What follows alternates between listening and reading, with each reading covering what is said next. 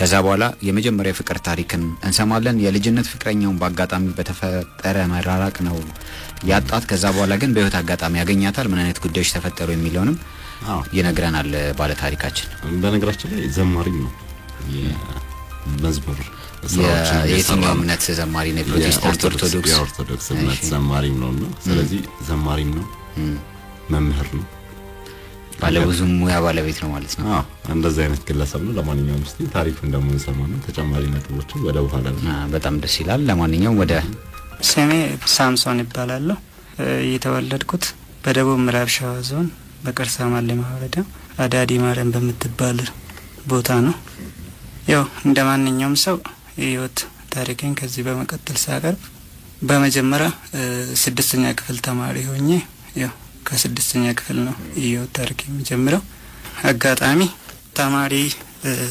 በሆንኩበት ሰዓት ይገጠመኝ እስከዛሬ ያው በህይወቴ ላይ ተጽዕኖ አሳድረው ይሄም ነገር እንድናገር ችግሬን መጥቼ እዚህ እንዳወራ ያደረገኝ ትልቁ መንስኤ ሆነ ይሄም ምክንያት ሆነው ሃዊ የምትባል ልጅ ነበረች 6ኛ ክፍል ተማሪ ሆኜ ነው የተዋወቅነው አጋጣሚ ትምህርት ቤት ሳልገባ ሃይማኖቴ ኦርቶዶክስ ነው በሃይማኖቴ ላይ በጣም ጠንካራ ሰው ነኝ ትምህርት ቤት ሳልገባ የቤተክርስቲያን መስራትን በመማር ነው ያሳለኩት ያደኩት ሞር ከዛ በኋላ ወደ ትምህርት ቤት ከገባው በኋላ በትምህርት ቤት ደረጃ ታዋቂ ተማሪ ነኝ በጣም ከምንም በላይ እንደ ትምህርት ቤት ሃይ ስኮር ብዙ ጊዜ የማስመሰግብ እኔ ነበርኩ ሆኖም ግን ያው 6ኛ ክፍል እንዳልኩት ሁሉ የህይወት ታሪክ ተቀየረ ማለትም ወደ ፍቅር ዓለም ገባን ከልጅቷ ጋር ተዋወቀን ያው በፍቅር ወደ መያዝ አለ ከዛ በኋላ ያው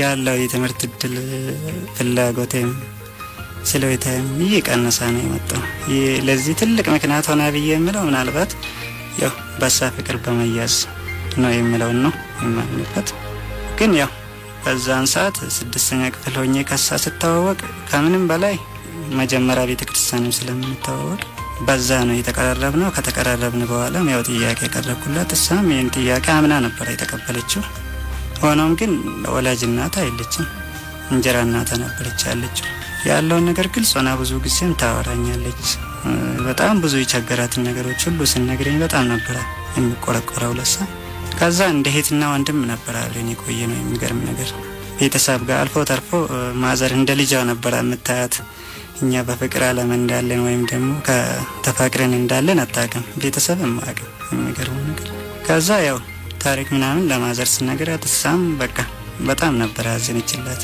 ከእንጀራ እናትም ስለማትስማማ በትምህርቷ ላይ ደግሞ የሚገርም ነገር አክቲቭ ነበረች በጣም ከምንም በላይ ቤተሰብ ጋር ማምጣት ጀመረች እኔም ደግሞ አልፎ መሄድ ነበር የነሱ ቤተሰብ ጋር ማለትም የሳ ቤተሰብ ጋር አጋጣሚ ሆኖ 7ኛ ክፍልም ያው እንደዛው አብረን ቀጠልን የሚገርም ነገር ክላሳችን 4 ሩም ነበረው 6ኛ ክፍል 1 ሩም ነበርን 7ኛ ክፍል ግን አጋጣሚ ሆነን እኔ ኤ ሩም ነበርኩኝ ሳዲ ሩማችን ተለያየ ሆኖም ግን የሚገርመው ነገር የረፍት ሰዓት እስከሚደርስ ነበር የምጠብቀው እሷም ደግሞ እንደዛው ነበር ለኔ ስብስብ የምትለው 7ኛ ክፍል እንደዛ በብዙ ተጽዕኖ ያው ጨረስን 8ኛ ክፍል አሁንም አጋጣሚ ሆኖ ክላሳችን አንድ ነበር አይሆንም በዚህ መሃል ግን ቤተሰብ ጋር ተመጣ ነበር ውሏችንም ቆይታችንም ብዙ ጊዜ አብረው ነበር ክረምት ላይ ደግሞ ቤተሰብን በማገዝ ነው ይማሳልፈው ነው ብዙም ጊዜ ሆኖም ግን ያው መጀመሪያ እንዳልኩት ሁሉ እግዚአብሔር ስጦታ ትልቅ ጸጋ ሰጠኝ የሚለው ቤተክርስቲያን ብዙ ጊዜ አገልጋይ ነኝ በጣም መዝሙር ምናምን ሳገለግል ያው ጥሩ ድምጽ ነበርኝ ከዛ ያው 8ኛ ክፍል ግን ከሳ ጋራ ያው ሚኒስትሪ ባንድ አመተ ምህረት ነው የወሰድነው ሚኒስትሪ ከወሰድን በኋላ ግን አጋጣሚ ያው ሃይ ስኩል የለም ነበር 8ኛ ከጨረስን በኋላ ሃይ ስኩል የምንማረው ሌላ ቦታ ነበር ሃይ ስኩል ደግሞ ሄደን ስንማር ክራይ ቤት አለ ደግሞ ያው ስንቅ ምናምን ያስፈልጋል ከዛ 8ኛ ክፍል ያው እንደጨረስን ሃይ ስኩል ወዳለበት ስፍራ ሄደን መማር አልቻልንም ስለዚህ ያለን አማራጭ በዛን አመተ ምህረት አንድ እኔ እንኳን ያው ቤተሰቤ ኦሬዲ ያስተምረኛል ያለው ነገር ሁሉ ያግዘኛል ወደ ዓለም ደግሞ ለራሴም ደግሞ በብዙ ጥረት በአንዳንድ ነገሮች ያው እግዚአብሔር ይመስገን ሳንቲም ነበርኝ እሷ ግን መማር እንደማትችል ነገረችኝ አዛጋ እንጀራ እናት ናት አለችው ልታስተምራት አትችልም ድጋሜ አባቷም ደግሞ ከእንጀራ እናት ጋር ብዙ ጊዜ ይጨቃጨቃሉ በዚህ ተነሳ በቃ በዛን 8ኛ ክፍል ጨርሰን ወደ 9ኛ ክፍል ስንሄድ በዛ ዓመተ ምህረት መማር እንደማችል ሁሉ ነገረችኝ በቃ በዛን ሰዓት ህይወቴ ሁሉ ነበር የጨለመው ማለት ይችላል በጣም የሚገርመው ነገር ማለት ከዛ ያው መማር እንደማችል ሲነግረኝ በቃ ካለኝ ሁሉ ላካፍልሽና በሚቻል መጠን መማር አለብኝ የሚል ነበር ያደፋፈርኳት እሷም ግን ተጨናነቀች ደስተኛ አልሆነችም እስከመቼ ድረስ ነው ማስቸገሪ በጣም እኮ ገና ከዚህም በኋላም ብዙ ነገር ይጠብቀናል ሐሳቡ ራሱ ይበቃኛል የሚል ነበር ስታበረታታኝ የግድ በቃ ሌላ ማላ ነፍጠር አልኳት ያለው አማራጭ እሷ ካቋረጠችንም ማቋረጥ ነው በዛ ዓመተ ምህረት ብናቋርጥም ስናቋርጥ ደግሞ ዝም ብለው አልባሌ ቦታ ሰዓታችንን ማባከን ሳይሆን የግድ ሁለታችንን በዛን ሰዓት ሰርተን ለመጣው ዓመት ሁለታችንን በአንድ ትምህርት ቤት እንድንገባ ነበር በዛ ዓመተ ምህረት ያው ይሳ አጋጣሚ ስራዋ ያው አክስቷ እዚህ አዲስ አበባ ነበረች አክስቷ ጋር መጣች አክስቷ ደግሞ ታውቅ ነበር እኛ ጋር እንደምትመጣ ድጋሜ እንደምንቀራረብ ምናምን እንደውም አልፎ ተርፎ ያለው ነገር ሁሉ ትነግራን ነበር አክስቲያም ጥሩ ሰው ናት እኔ ከምን በላይ ማመሰግናት እዚህ አክስቷ ጋር ሆነ የሰው ቤት መስራት ጀመረች በዛ ዓመተ ምህረት እኔ ደግሞ ያው መጀመሪያ እንዳልኩት ሁሉ የኔ ዓላማ በዛን ሰዓት ወይም ደግሞ በዛ ዓመተ ምህረት የኦርቶዶክስ ሃይማኖት መዝሙር ካሰት መስራት ሆነ ዓላማ ነው ያው ባለፈው ያን ፖስተር ምናምን እንዳሳዩ ከዛ ያው በዛ አጋጣሚ በዛ ዓመተ ምህረት ያው ከምንም በላይ ባላሰብኩም መንገድ ነበር የኦርቶዶክስ መዝሙር ካሰት ሰራው ያኔ በሚሰራበት ሰዓት ብዙ ነገሮች ያጥሩኝ ነበር አንደኛ በገንዘብ ነገርም ወይም በገንዘብ በኩልም ብዙ እጥረት ነበር አጋጣሚ ሆኖ ሱዲን አጎቴ ያለ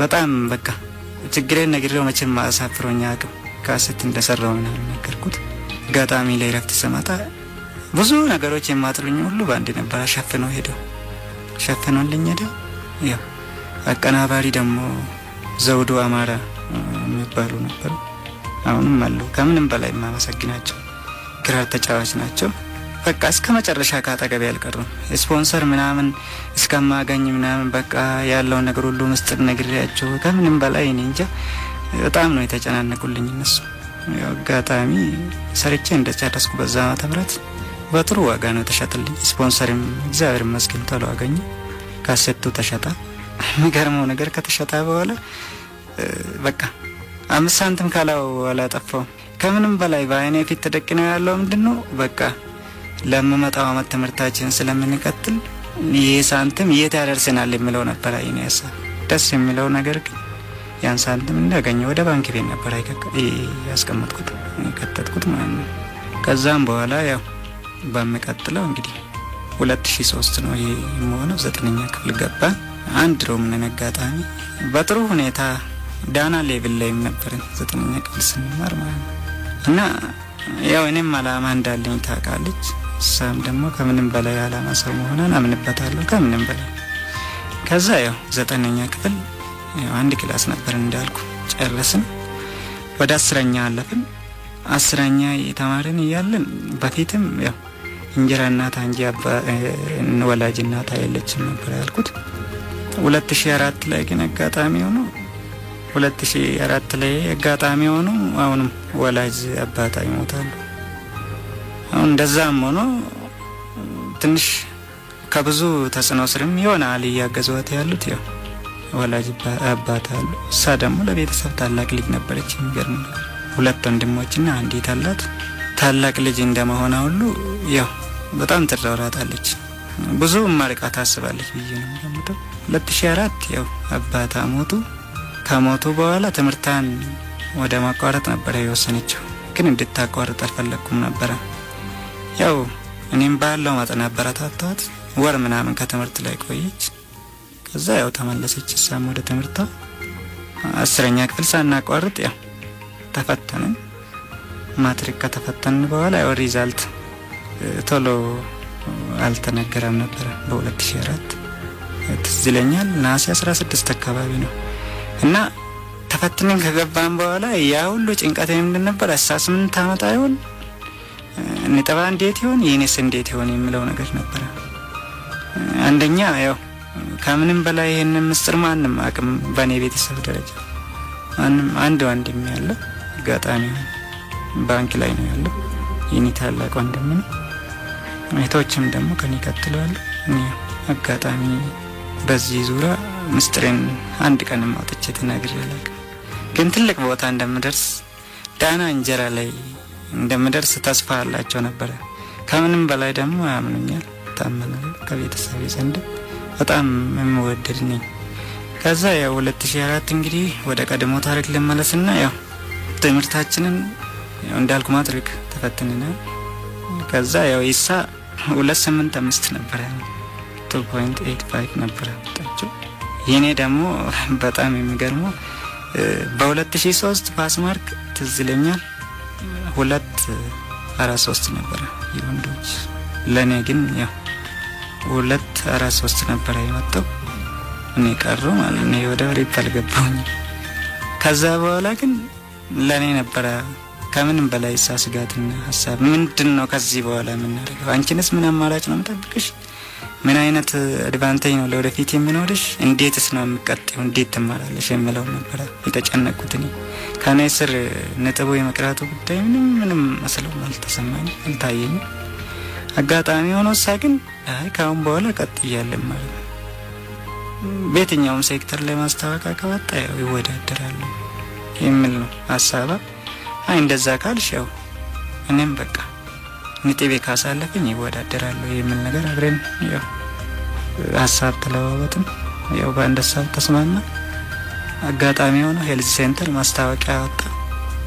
የሞተ ያው ትምህርት ከተጀመረ በኋላ ጥቅምት ላይ ትዝ ይለኛል ወጣ። ሲወጣ ሁለታችንም እነሱ የጠየቁትን ነጥብ እናሟላለን፣ መስፈርቱን እናሟላለን፣ ትራንስክሪፕት ማትሪክ ውጤት ነው ሌላ እነሱ የጠየቁትን ሁሉ በቃ ጀነራል እናሟላ ነበር። ከዛ በኋላ ተመዘገብን። ከተመዘገብን በኋላ አጋጣሚ ሆኖ ለኔ አልተሳካም። ሳይው ተሳክቶለት ወደ ሻሻመኔ ተላከች ለ3 አመት እዛ እንድትሰለጥን ክሊኒካል ነርስ ነው። ከዛ ያው እኔ በቃ ሌላ ምንም ነገር ካሁን በኋላ በቃ እኔ አንቺ ከዛ ስትወጪ ወይ ከጨረሽ በኋላ ነው መማረው እና በዚህን ሰዓት አንቺ ማገዝ ነው በቃ የኔ አላማ ምናምን ብዬ ያለውን ነገር ሁሉ ነገርኳት። ስነግራት አይ እንደዛማ መሆን የለበትም በቃ ተቸግረን መማር አለብን የሚል ሐሳብ ነበር ያቀረበችልኝ። ተቸግረን መማር ስላለብን በቃ ይሄ ዛሬ ሁሉ ያልፋልና ተስፋ አድርግ ነበር ያለችኝ። እና ምንድነው የኔ አማራጭ ምንድነው? ምን እንድሰራ ትፈልጋለሽ? እስቲ አንቺ ያሰብሽውን ነገር በቃ ንገረኝ ስላት ያው ሌላ ማስታወቂያ ካወጣ ጠብቅና ተወዳደር የትኛው ማስታወቂያ። ከዛ አጋጣሚ ሆኖ ሀገር መከላከያ ማስታወቂያ ወጣ። ሲወጣ ሊወዳደር እንደ ብዬ ጠየቅኩ። ይሄንን እንኳን እንድትወዳደር አልፈልግም ሌላም ሊወጣ ይችላልና ጠብቅ ነበር አይተባልኩ። ጠበቅኩ። እግዚአብሔር የሱ ፍቃድ ሆኖ ግን መምህራን ኮሌጅ ደግሞ ማስታወቂያ ወጣ። መምህርነት ሊወዳደር እንደ ብያልኩ አይ ይሄንንማ ወዳደር አለብክ እኔን እርግጠኛ ነኝ ደስተኛም ነኝ እንድትወዳደር መወዳደር አለብኝ ነበር ያለችኝ። አው ተወዳደርኩ እግዚአብሔር ይመስገን። ከተወዳደርኩ በኋላ ያው አለፍኩኝ። ጅማ መምህራን ኮሌጅ ነበር ስለጠቁት። ልክ በዛናው ትምህርት እንግዲህ የሚገርመው ነገር እኔም ለትምህርት ሄድኩኝ። እሳም ለትምህርት ሄድኩ። እዛ ለሳም ማስፈልጉ ነገሮች ብዙ ነገሮች አሉ። ያው ለሳምና ተብሎ የሚከፈላል ግን በቂ አይደለም። ለኔም ደግሞ እዛ የሚከፈላል በወር 400 ብር ይከፈላል። ለሳምና ተብሎ ነው የሚከፈለው ግን በቂ አይደለም። እዛ ቤት ተከራይቼ ነው ዶርም የለም ጅማ ማለት ነው ዶርም የለም። ቤት ተከራይቼ ድጋሚ ምግብ አለ ሳምና ብዙ ለኔ ያ ሁሉ እንደማስፈልገኝ አውቃለሁ። ለሳም ደግሞ እንደዛው እንደማስፈልጋት አውቃለሁ። በቃ ይቅርብኝ ለኔም ካብዶኛል ስለሆነ ያንቺ ደግሞ ይሄን ሁለት ጥፍ ይከብዳልና በቃ እኔ ላቋርጥ አንቺው ተምረሽ ጨርሽ ነበር አልኳት። እዛ ሄጄ የኑሮ ሁኔታ ትምህርቱን ሁኔታ ምናምን ካየው በኋላ በቃ ላቋርጥ ሐሳብ አቀረብኩላት። አይ ለኔ ምንም ነገር እንዳታስብ አሁን እኮ ካለፍኩ በኋላ እዛ ከገባው በኋላ አክስቴም እግዚአብሔር ይመስገን በጣም እያገዘችኝ ነው።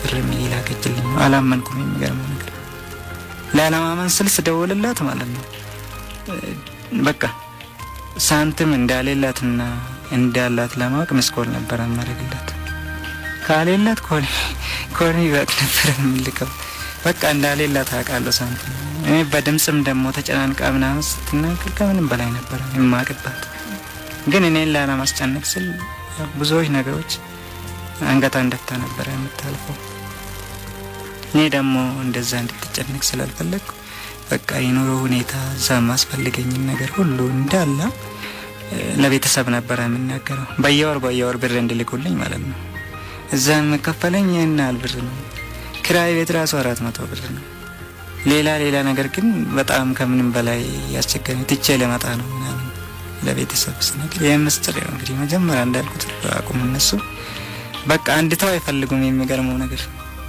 ያቺ ያኔ ካሰት ሰራ ያጠራቀምኳት ብር ሁሉ እንግዲህ አልቋል የሚገርመው ነገር አሁንም ወደ ቤተሰብ እጅ መመለስ ይሆናል ማለት ነው ተጨማሪ ቤተሰብም ያው ብዙም አላስጨነቅኳቸው በአገልግሎትም አንዳንዴ መንፈሳዊ ጉባኤ ይወጣሉ ለትራንስፖርት ብለው አንዳንዴ ይከፈለኛል ቤተሰቤን እኔ ብዙም አላስጨነቅኩም ብዬ ነው የምገምተው ለትራንስፖርት ምናምን ተብሎ ብዙ ጊዜ ከቤተ ክርስቲያን ሲከፈለኝ በቃ 5 ሳንቲም እኔ በጣም የሚገርመው ነገር 5 ሳንቲም ለራሴ አንድ ነገር ላርጋለልኝ ነበር ለሳ ነው በጣም ከምንም በላይ እና በየጊዜው በቃ ይሄን 4 ሳንቲም ልክ ያለው ስላት በጣም ነበር የምትበሳጨው ደስተኛ አትሆን አንተ ተጨንቀይኮ በቃ ለኔ ይሄንን አልተጨንቀይኮ ይሄንን አልመስዋዕትነት ከፍለ እኔ ሐሳቡ ራሱ ይበቃኛል ነበር የምትለኝ ግን እኔ ውስጥ አይረካም እንደዛም አልቂ ውስጥ አይረካም ነበር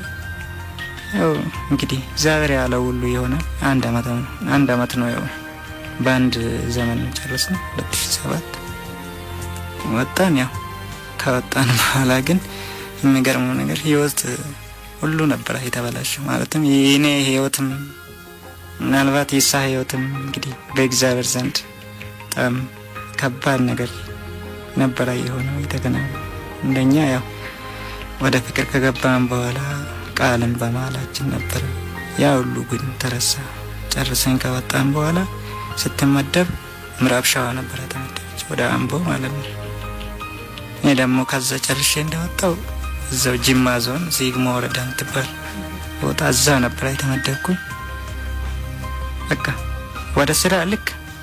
ወደ ስራ ሳንገባ በፊት ያው እንደጨረሰን ወደ ቤተሰብ መጥተን ነበር ሳግን እንዳልኩት ሁሉ ልጆችን እንኳን ለማየት አልመጣችም እንጀራ እናታው ስልክ ምናምን ስደውል በቃ ቀስ በቀስ ነው ወይ በዛን ሰዓት ካስፈለጋት ታነሳለች ወይ አታነሳ እንደዛ አይነት ነገሮች ሁሉ እየተቀየሩ መጡ እዛ ያው ክብረ በዓል ነው ለእንቁጣጣሽ እዛ ትመጣለች ልጆቹን ለማየት ማታ አንደኛ ነገር ብዙ ጊዜ ቤተሰብ ጋር ትመጣለች ግን ልጆቹን ለማየት ማታ ቤተሰብ ጋር ማልመጣች ምንንም አልጠየቀችም እንደዛው ማታ በማግስቱ ተመልሳ ሄደች ክብረ በዓል ነውና ያው በዓል ማግስት ነው እንኳን አደረሰሽ ለማለት ሲደውል ዝግ ነበር ስልኳ ለካስ እዛ ማታ ነውሳ አይሰራም ነበር በጣም ተጨናነኩኝ በቃ ንንጃ አይደል በቃ ቤተሰብ ጋር አንዳንዴ ያው ብዙዎቻችን ወደ ቤተሰብ ጋር ሄደን ከቤተሰብ ጋር ባልስን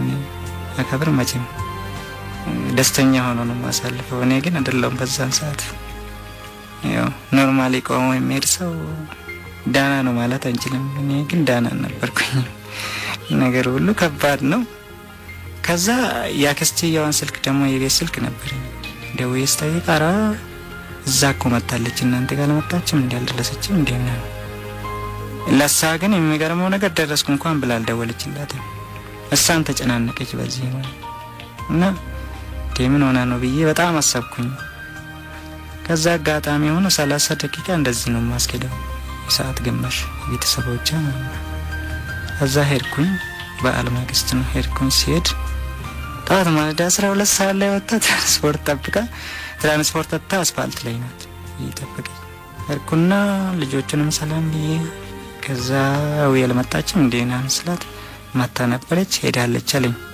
በተከታዩ ወንድም ከዛ እንዴ ትራንስፖርት አግኝታ ሄደች ምናምን ስለ አይወጣ ነበር ከዛ ምንም ቃላት አልተናገርኩም ወደ አስፋልት ነበር የኔ ግስግስ ወደ አስፋልት ብቻ ገሰገስኩኝ። ከሄድኩ በኋላ ግን አጋጣሚ ያገኘሁት ተገናኘን። በኋላ በጣም ደነገጠች። ብቻ በቃ እኔ ያንን ሳደረገችውን ነገር ሁሉ አልተቀየምኩም። በቃ ምን ሆነሽ ነው? ምን ከፍተሽ ነው? በድየሽ ነው? የምለውን ነገር ነበር ሀሳብ አቀረብኩላት። አይ ውለታዬ ሁሉ ከብዶኝ ድጋሜ እዚህ ደግሞ ቤተሰብ ጋር መጥቼ ምን ብዬ ቤተሰብን ስልጠይቅ ባደረች አንደኛ ነገር እንደዛ የሚል ሀሳብ ነበር። አይ ለዛ ማጨናነቅ የለብሽም፣ እዚህ ደርሰሽ እኮ ማዘርንም ሳትጠይቂ ዝም ብለሽ መሄድ የለብሽም አምነትኳት። ከዛ ጎትቼ እዚያ ስለሄድኩ ነው ማለት እገምታለሁ እላለሁኝ። ወደ ቤተሰብ ጋር ሄድኩ። ማዘርንም ሰላም አለች፣ ቤተሰብ ሁሉንም ሰላም አለች። ትምህርቷንም እንደጨረሰኝ ምናምን ነገረቻቸው። ያው ቤተሰብም ከምንም በላይ ደስተኛ ሆኑ። እንደውም በዛ ዕለት የምትሄደው አስቀሯት። አድራ ነበር ሄደችው የራሴው ቤተሰብ ጋር አድራ ሄደች። በማግስቱ ያው እኔ ነበርኩ ሸኛው። ትራንስፖርት ልክፈል ብዬ ብል አትከፍልም የተዝን ቀደም በቃ ከምንም በላይ ከውለታም በላይ ውለታ ሁሉ ያለው እንደማይበቃ ሊያንተ ውለታ ራሱ መክፈል አልችልም። ግን እንደዚህ ስትል በጥላቻ መንፈስ ነበር ያመናጨቀች ምናምን እንዴ። ከዛ ምንም አልተናገርኩም። ብቻ ውስጥ ይከፋኝ በቃ ሸኝቼ ተመለስኩ። ከዛ ያው ልክ መስከረም ላይ እንግዲህ ግድ ሁለታችንም ወደ ስራ ለማሰማራት ይሆን ያው እንቁጣጣሽ በዓል ነው አልኩኝ። ከዋልኩ በኋላ እኔም ወደ ተመደብኩበት ስፍራ ነበር ሄድኩት። መስቀል በዓል እንኳን አልተመለስኩኝ ወደ ቤተሰብ ጋር። የተመደብኩበት ቦታ ሄድኩኝና እዛ ወረዳው ላይ ደግሞ ፕሮሰስ አባዙብን። የሁለት ወር ደሞዝ ቅድማ ይሰጣል። ያን ከፋይናንስ እስከምናሟላና እስከምንሰጣቸው ለጊዜው ተሎ ያላለቀ ነገር አለ ብለው አቆዩን። እዛው ሲግሞ ማለት ነው ቆየን። ያው በዓሉን እዛ ነበር ዝም ብዬ ያሳለፍኩት። እሳ ደግሞ ድጋሜ መታም ነበር አሉ ለመስቀል ቤተሰብ ጋር። ግን የሚገርመው ነገር በቃ ከመስቀል ጀምሮ ስልክ ማንሳቱ ጉዳይም እየተቀየረ የቃላት ሁኔታም እየተቀየረ ነበር የመጣው እና በጣም ይጨነቅ ነበር። ችግሯንም ለማጣራት ምንድነው በቃ በግልጽ ያለውን ነገር ሁሉ እንዲነግረኝ ነበር የምፈልገው። ያን አድቫንቴጅ ግን አላገኘው። ተመድባ ሄደች። ሳሚያው መስቀል በዓል እንደዋለች ነው ሄደችው። ሄዳ ስራ ጀመረች። እንደጀመረችም ያው ካክስቲያዋ ነው የምሰማው። ስደውል አታነሳም ነበር። ከጊዜ በኋላ እንደውም ለሁለት ሳምንት ስልኳ ዝግ ሆነ። ከዛ በቃ ስራ አንደኛ ነገር እዛ የተመደብኩበት ቦታ ብዙ ቻሌንጆች አሉ። ትምህርት ቤቱ ወደ ገጠር ላይ ነው።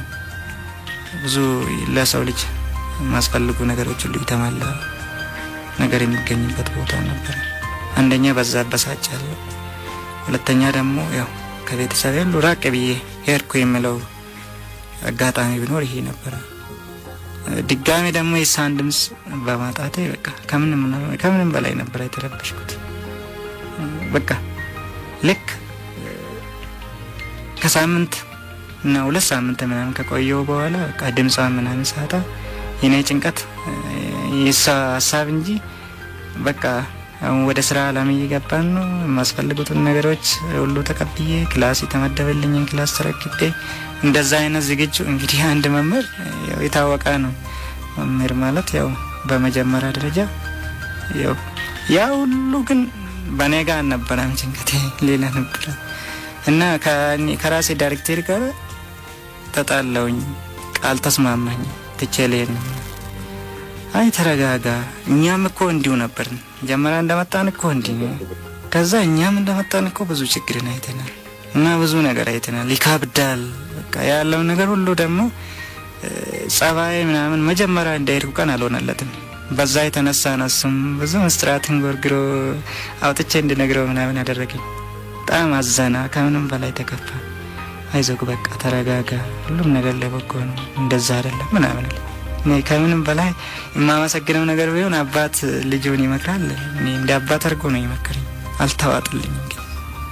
አልተዋጠልኝም ከምንም በላይ ቦታው አይጃለሁ። ሁለት ሳምንት ሙሉ ስልኳ ሲዘጋ በቃ ልሂድ ፍቀድልኝ፣ ማኖራንም አለማኖራንም ልሂድና ከዛ በኋላ እኔም ቁርጤን አውቃለሁ። የምችል ከሆነ ስራዬን ቀጥላለሁ፣ የማልችል ከሆነ ግን ለኔ ያለው ነገር ሁሉ በጊዜው ይሆናል።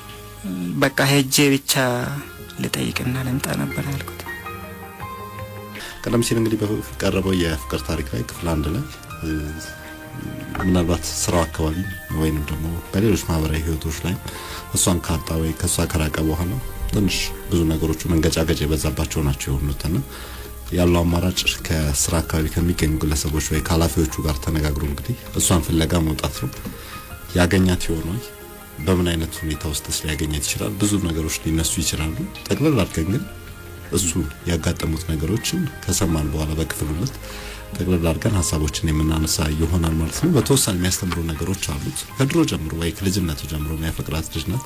በመሃል ግን ስራም ሊሆን ይችላል፣ ትምህርትም ሊያጋጥም ይችላል። በተለያዩ አጋጣሚዎች ሰዎች ይለያያሉ። ግን አንዳንዴ ደግሞ የሚፈጠርብህን ነገር ሳታሳውቅም ወይንም አሳውቀህም እንደዚህ አይነት ክፍተቶች ይፈጠራሉ። እሱ ጋር ምንም አይነት መረጃ የለም።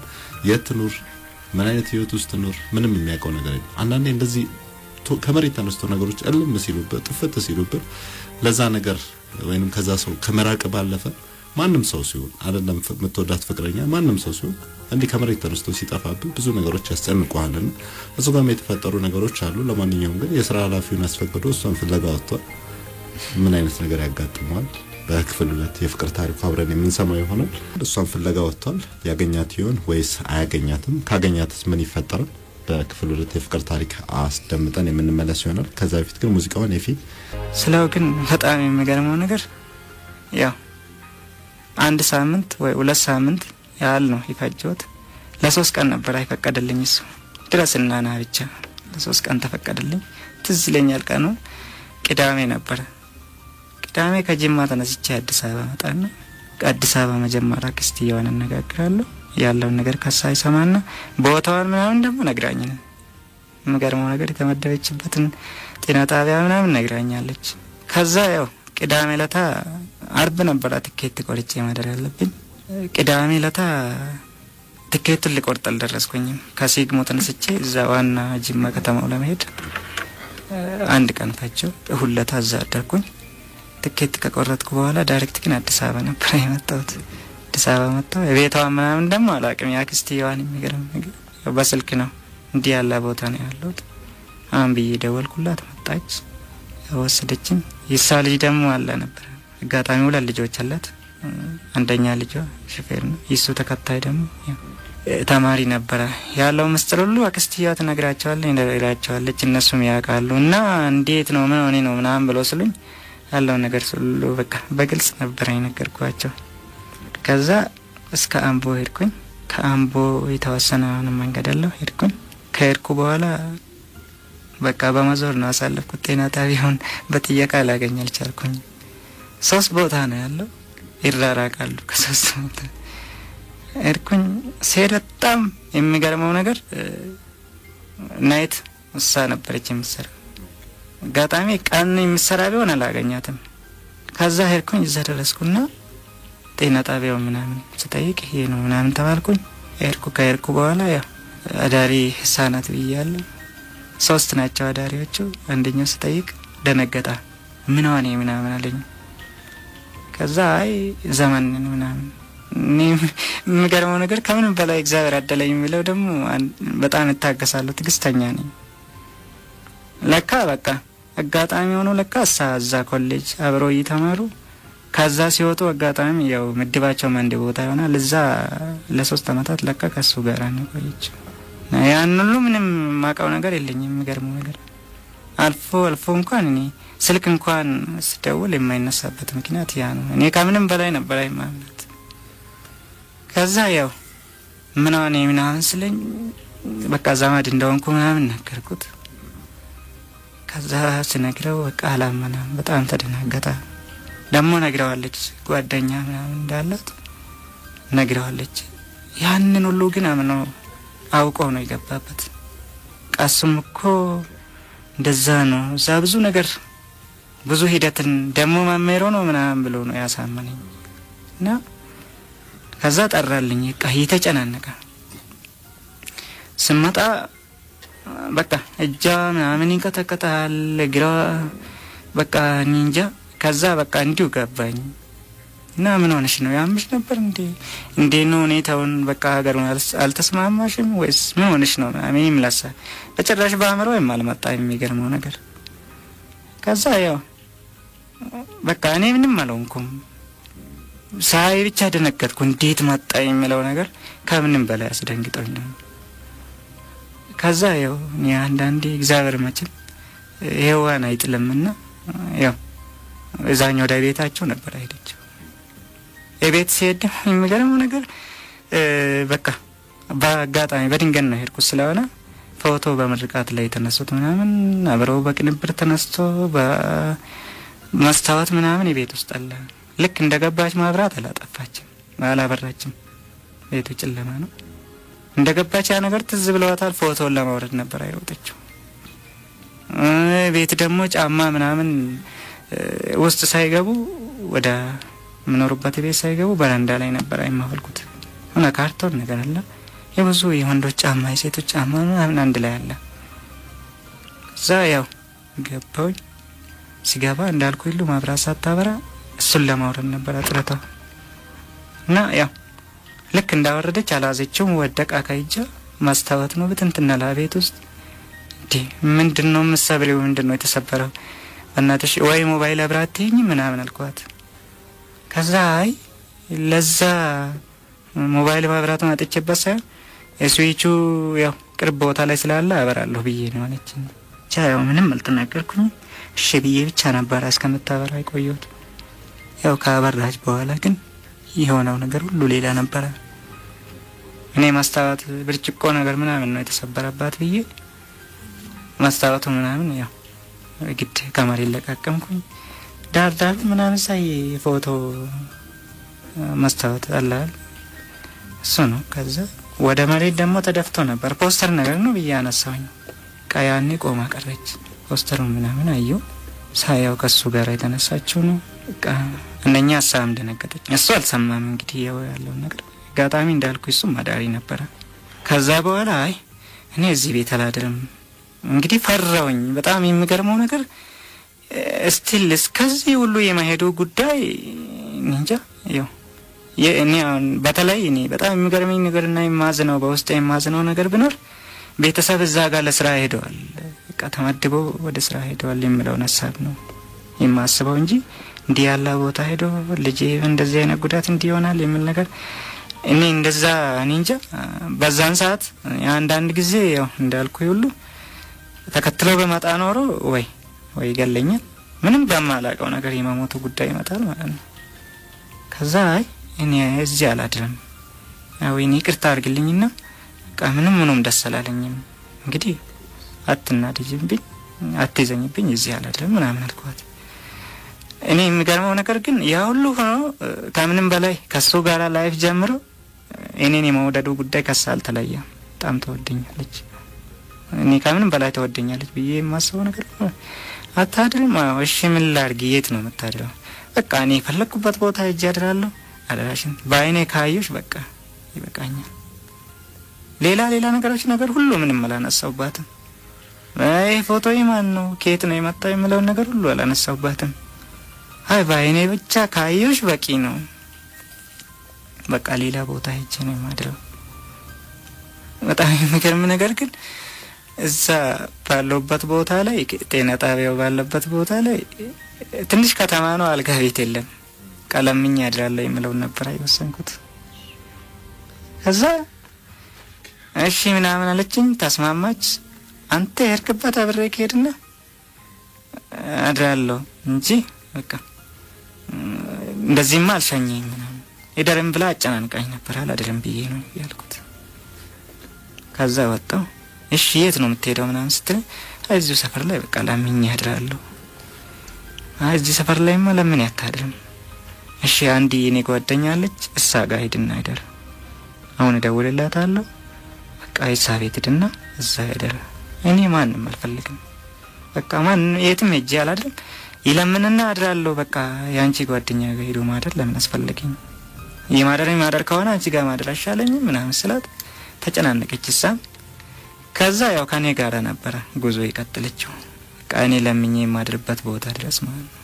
ከዛ በኋላ የሚገርመው ነገር ከጤና ጣቢያው የአንድ ሰዓት ተኩል አስፋልት ነው መንገድ ወደ ዋና ከተማው ለመውጣት ማለት ነው። እንግዲህ ከዛ ከነሱ ቤት ሲወጣ እርግጠኛ ነኝ ለ2 10 ጉዳይ ነው ትዝ ይለኛል። ይዛለታ በጣም የሚገርመኝ ነገር በቃ ለ2 10 ጉዳይ ነው አረጅ ባላ ምናምን እያለችኝ ብዬ መንገዱን ነበር የጀመርኩት። በነጠላ ጫማ ከኔ ጋራ የ1 ሰዓት ተኩል መንገድ ሄደች። ከተማው ከደረስን በኋላ አሁንም ይደውላል ደግሞ ስልክ ዛለች። የሚገርመው ነገር አታነሳም። ስልኩ ሳይለንት ላይ ነው፣ ነገር ግን ይሰማል ቫይብሬት ሳደርግ ማለት ነው። ስልክ አንሺ ምናምን ስላት አይ በሌሊትማ አላነሳም ለስራ ፈልጎኝ ነው ማጨናነቁኝ፣ እኔ ደግሞ በዚህን ሰዓት ስልክም አላነሳም፣ ያው እንደምታዩሉ ከዚህ ተመልሼ ነው የሚለው ነገር ነበር። ከዛ ያው ከደረስን በኋላ እንግዲህ የሚገርመው ነገር ወደ 4 ሰዓት ይጠጋል እዛ ከተማ ስንደርስ። ጋጣሚ ልክ ወደ ከተማው ዳር ላይ ነው አልጋ ቤት ስንጠይቅ የሆነ ግሮሰሪ አገኘ። ከዛ በኋላ በቃ ምንም ነገሮችን ለመናገር አልቻልኩኝም። በቃ ምን አድርገሽ ነው? ምንድነው ይበደልኩሽ? በግልጽ እናውራና ላንቺ ያለውን እግዚአብሔር መጀመሪያ አዘጋጅቶ ከመሬት አለው። እኔ ላንቺ ካለውንኩ እኮ ችግር የለውም፣ በቃ ለዋልኩልሽ ውለታ ሁሉ እግዚአብሔር ይከፍለኛል። ምንም ነገር አይሰማሽ፣ ግልጽኝና ያለውን ነገር ንገሪኝ። ከኔ ይልቅ እሱን ወድሽ ከሆነ በቃ ችግር የለውም አብራችሁ ነው ቅብኝ ምናምን የሚል ሀሳብ አቀረብኩላት። ከዛ ምን ብለው እንዳሳመናት እንዴት እንደተሳሳተች ምናምን ያለው ምስጢር ሁሉ ምንም ሳትደብቀኝ ነገረችኝ። በጣም የሚገርመው ነገር እንዴት ነው ታዲያ ምን አሰብሽ? ለወደፊቱ አብረን መቀጠል የምንችል አይመስለኝም። ስለዚህ ውስጥሽ ምን ይልሻል ምናምን። እኔ ያው ከምንም በላይ ህይወቴ ተበላሸ የሚለው ቢኖር ካንተ መለያቴ ወይም ደግሞ ካንተ ከተለዩ በኋላ፣ ስለዚህ ካንተው ጋራ ብኖር ይመርጣለሁ። ስራው ይቅርብኝ፣ አንተ ያልክበት ቦታ አብረን እንሄዳለን። በቃ ስራዬን ዶክመንቶቼ ምናምን እዚህ ይቅሩ፣ ዛል ሄድና ሌላ ስራ ሰርቼ ልኖር እና አብረን እንሂድ ነበር ያለችኝ። በዛን ሰዓት ደግሞ አንድ በቃ ከኔ ባህሪ ሁሉ ብዙ ጊዜ ራራለሁ። ከምንም በላይ በትንሽ ነገር ነው በቃ ውስጤ የሚከፋው እና ይህን ሁሉ ስተተሳስታ ስተታን አልካደችኝም። ተሳስቻለሁ ካሁን በኋላ አንተም ይራሲን አላለችኝም። አንተም እግዚአብሔር ያዘጋጀልክን ፈልግ ብላ አላለችኝም። ሁሉም ነገር ይቅርብኝ፣ ስተት ከኔ አይደለም የምትለው ቃላት ሁሉ ደግሞ አሳማኝ ናቸው። ስተት ከኔ አልመጣም። ምናልባት የቤተክርስቲያን ምስጢር አዋቂ ናት። በጣም የሚገርመው ነገር እሷም ኮርሶች እንደዚህ ቤተክርስቲያን ምናምን ተምራለች፣ ብዙ ነገር ታውቃለች። እና ስተት እኮ ከኔና ካንተ ተጀመረ። ተሳሳትኩ በቃ ለስተቴ ደግሞ ይቅር ማለት በእግዚአብሔር ፊትም በሰው ፊትም አስፈላጊ ነው። ከዛ በስተመጨረሻ ይዛለታ ትቻት ለመሄድ ወሰንኩኝ።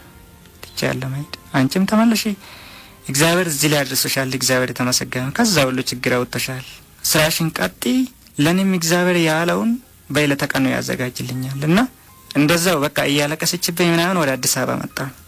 ከዛ በኋላ ስልኳን ምናምን ከስልኬ ለዋጥፍቼ ማለት ነው ይሳስልክ እብን እስከ አዲስ አበባ ስመጣ ትደውል ነበር። ሌላ ስልክ ቀይራ ሜሴጅ ምናምን ትልክ ነበር። ያ ሁሉ ግን በአእምሮዬ ይሳ ፍቅር በውስጤ ቢኖርም ያደረገችው ነገር ደግሞ ከምንም በላይ ከባድ ነገር ሆኖ ነው የታየኝ። ተለያየን። ያው መለያየታችን እንዳለ ሆኖ ግን ይሄትነትና በቃ ከዚህን ቀደም ያሳለፍነው ላይፍ ሁኔታ ከውስጤ ሊጠፋ አልቻለም በፍጹም። ያንን ሁሉ ግን ሆኜ ስደውልልኝ ምናምን በፊት ጨክኜባት ከወር በኋላ ግን እኔ መደወል ጀመርኩት። ደውዬ ያው ሰላም እላታለሁ፣ ሰላም ትለኛለች። ያው ከሱ ጋር ኑሮ እንደቀጠለች ምናምን ትነግረኛለች። እሱም ደግሞ ከጊዜ በኋላ እንደውም አልፎ ተርፎ ይሳስልክ እሱ ማዝ ጀመረ። ስደውል እሱ ነው ማነሳው። ሳን ፈልጌ ነው ስለ አይ ሌላ ስልክ አላት፣ ሌላ ስልክ ላይ ደውል፣ ስልኳ አስጠኝ። አይ ስልኳን አልሰጥም፣ ሌላ ስልክ ላይ ደውል። ከዛ በኋላ ለ5 ወር ለ6 ወር በቃ ብዙ ጊዜ እሱ ስልኩ ስለሚስተውኩኝ። ከዛ ያው የሚገርመው ነገር ያ ሁሉ ሆኖ እንግዲህ እስከ ዛሬ ድረስ ልረሳት አልቻልኩኝ። በህይወቴ ላይ ትልቅ ተጽዕኖ አደረጋ ብዬ የምለው ዛሬ ስራዬን መስራት አልቻልኩም። በጣም ከባዱ ነገር ያው በመምህርነት ሙያ ላይ ነው ያለሁት፣ እያስተማርኩም ነው። ምናልባት እሷን ለመርሳት እንኳን ከሌላ ሴት ጋር ልኖር ብዬ ወስኜ ነበር። ውስጤ ግን ምንም አልተቀበለም። በጣም ከባዱ ነገርና በህይወቴ ውስጥ እስከ ዛሬ ድረስ ተጽዕኖ አሳደረብኝ የምለው ይሄ ነው። ቀደም ሲል እንግዲህ በቀረበው የክፍል 2 የፍቅር ታሪክ ላይ ያው ያለችበትን ቦታ ከማወቅም አልፎ ሌላ ህይወት ውስጥ ነው እንግዲህ ያገኛት። እነዚህ ነገሮች ሁሉ እስኪፈጠሩ ድረስ ደግሞ ምንም አይነት መረጃ ያልነበረው ልጅ ነውና አሁን ላይ ያለበት ሁኔታ ወይንም ደግሞ እኛን በሚያወራበት ሰዓት ላይ የነበረበት የሁኔታ ትንሽ ጥሩ አልነበረም። ማለት ከስነ ልቦናም አንፃር አሁንም ሊራሳት ያልቻላት ልጅ ናት እቺ ልጅና በተወሰነ እሷንም ቢያገኛት ወይንም ደግሞ አብሯት ቢኖር የሚመኝ አይነት ልጅ ነው። የልጅነት ጓደኛዋ ነው፣ የፍቅረኛዋ ነው። እነዛን ነገሮች እንግዲህ መርሳት ባልቻለበት ሁኔታ ነው ይሄንን ታሪክ መጥቶ ያጋራን። ከልብ ነው የምናመሰግነው። ሆኖም ግን አሁንም የስነ ልቦና ድጋፎችን አይነት የሚፈልግ አይነት ልጅ ነው። ወደ በፊትም እንግዲህ የተሻለ ነገሮች ላይ እንዲሆን እኛም ከጎኑ እንደምንቆም በዚህ አጋጣሚ ቃል እንገባለን። የሚያሳዝኑ ነገሮች ከዚህ ከተፈጠረው ነገር ጋር ያለበት ሁኔታ ትንሽ ጥሩ ስላልሆነ እሱንም ለአድማጮች በተወሰነ ለማንሳት ያህል ነው። ቀደም ሲል እንግዲህ አንተም እንደተናገርከው ሰርግ አካባቢ ላይ ብዙ ነገሮች ሊያጋጥሙ ይችላሉ። ምናልባት የሚያጋጥሙት ነገሮች ከአንዱ ሰርግ ሌላኛው ሰርግ ጋር የሚለያዩ እንደመሆናቸው ማለት ነው። በቅርቡ ግን በስፋት ሲነሳ የነበረው ነገር ይሄ ድንኳን ሰባሪ እየተባሉ የሚነሱ አንዳንድ ግለሰቦች የሚፈጽሟቸው ወንጀሎች በተወሰነ በአስገራሚነታቸው እየተነሱ ይገኛሉ። ውጪ ነው እኛ ሀገር ነው እዚሁ እኛ ሀገር ያው በቅርቡም በአንዳንድ ሚዲያዎች ላይ በተወሰነ የተነሳ ሀሳብ ይመስለኛል ይሄ ጉዳይ ይሄ ተመሳስሎ ገብቶ ከአንደኛው ወገን ነኝ ብሎ ሰርጉ ላይ የመታደም ነገር ከዛም በኋላ ምንም ሳትጠረጠር ጭፈራውም ሲኖር ልብስህን አንተ ላይ ያዘልን ወይንም ደግሞ አንዳንድ ቁሳቁሶችን የመውሰድ ተመሳስሎ ነገሮችን ይዘው የመውጣቱ ነገር በስፋት እየታየ እንደሆነ ነው የተሰማውና በተወሰነ አስገራሚ ነገሮች እንዳሉ ነው። አሁን አንደኛው ግለሰብ ምናልባት ተደጋጋሚ ሞባይሎችን በመውሰድ የሚታወቅ ነው። እንግዲህ በብዛት ደግሞ የሚገኘው የሚጨፍሩ ሰዎች አካባቢ ነው። ስለዚህ በሚጨፈርበት ሰዓት አንዱ ልብሱን ሊያወልቅ ይችላል ወይንም ዝላዮች ሊበዙበት ይችላሉ። እንደዚህ አይነት ወንጀሎችን እንግዲህ በተደጋጋሚ ሲፈጸም በፍጹም ደግሞ ማጠብቀው አይነት ነው። ራሱን ሙሽራውን መምሰል ነው የሚቀረው ማለት ይችላል ባለባበሱ ባቋሁኑና እዛ ቦታ ላይ መታደሙ ነገር ነው ያለው። ከዛም ቦታ ከታደመ በኋላ እንግዲህ እንደዚህ አይነት ነገሮችን ሰብስቦ የመውጣት እንደዚህ አይነት ወንጀሎችን የሚፈጸሙ ነገር ነው ሲያረጋ የነበረው ነው። አንዳንዴ አታስበውም ትኩረትህን መታጣበት አጋጣሚ። ሞባይል ግን ጥሩ ነው፣ ችግር የለውም። በነገራችን ላይ ከዚህ በፊት አሌክስ ታስታውሳለህ? ዶማን ላውራ አላወኩም የዛሬ አመት አካባቢ መሰለኝ እንደዚሁ ሰርጉ ሊደረግ ወጣ የተሰረቀበት ቦታ አለና በጭልፋ ነው ሙሉ በደስታ ነው ሰርቆት በጣም እውነት እንደውም አንድ ሰፈር ማለት ያው ሰፈሩን የኛ ሰፈር ስለሆነ እና አጋጣሚ የት ነው ከየት ነው አካባቢ ነው ማለት እዚህ ሰፈር ነው ስትለው ወጣ የተሰረቀበት ሰፈር እስኪባል ድረስ ነበር። የሆነ ወቅት ላይ መነጋገሪያ ነበር። ከነብረት ድስቱ ይዞት ሄደው ይሄ በጋራ ወደ ሆቴሎች ወይም ድግስ የተደገሰበት ቦታ የሚሄደው ወጣላ እሱ በሙሉ የተዘረፈውና እሱ ትዝ ብሎኝ ነው እንኳን ሞባይሉ እኔ ምናልባት አጠብቅም ሰርግ ነው የደስታ ዕለት ነው ብዙ ቦታ እዛ ቦታ ላይ ደግሞ ይታደማሉ ብለው የምታስባቸው ሰዎች ህጋዊ ወይንም ደግሞ ሙሉ ቅና የተሰጣቸው ሰዎች ወይም የምትታወቃቸው ሰዎች እንጂ በእንደዚህ አይነት ነገር ስለዚህ የሁለት ወገን ደግሞ እንደመገናኘቱ ይመቻል። ይሄኛው ወገን ሲጠይቅህ ከዚህኛው ወገን ነኝ ይሄኛው ሲጠይቅህ ከዚህኛው ነኝ ትለና እዛ ጋር የተፈጠሩትን ክፍተቶች እንቅስቃሴዎችን መሰረት በማድረግ የሚቀማመሱም የሆነ ነገሮችም ደግሞ ይኖራሉ። ስለዚህ እነሱንም መነሻ በማድረግ እንግዲህ እንደዚህ አይነት ወንጀሎች ይፈጸማሉ። ለማንኛውም ቀዳሚ ግን አሌክስ እዚህ ጋር አንድ ነገር ተከስቶ ነበር። በነገራችን ላይ አሁን ከሰርግ ጋር በተገናኘ ልክ ሰርግ እንትን ካሉ በኋላ አንድ የተወሰኑ ወጣቶች ቤት ሄደው ድንኳን ሰርተው የተለያዩ ግብዣዎች የሚደረግበት ነገር ላይ ኤሌክትሪክ ይዟቸው ህይወታቸው ማለፉ ሰምተናል። ሰሞኑን ቅዳሜ በተለይ የተደረገ ሰርግ ላይ ነው። አንዳንዴ ጥንቃቄ ማድረግ አለበት። ከትራፊክ ጋር የተገናኙ ነገሮች ነበር ስናቀርብ የነበረው።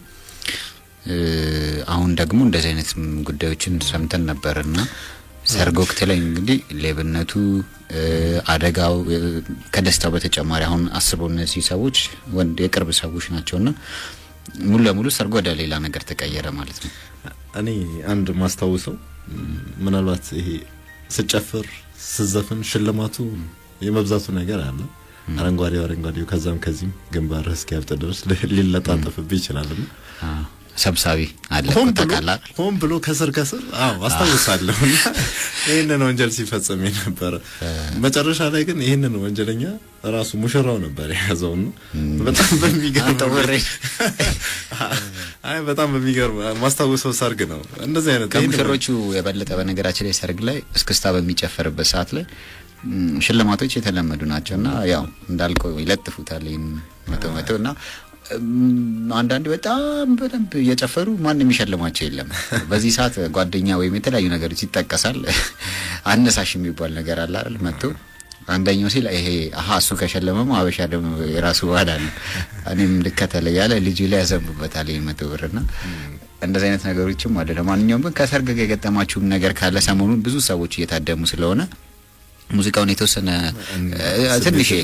ትንሽ ስሜታቸውን ለመጠበቅ የሰርግ ነገሮችን መጋበዝ እንችላለን ሙዚቃውን ኢትዮጵያ ለዘላለም ትኖር ኢትዮጵያ ለዘላለም ትኖር ኢትዮጵያ ለዘላለም ትኖር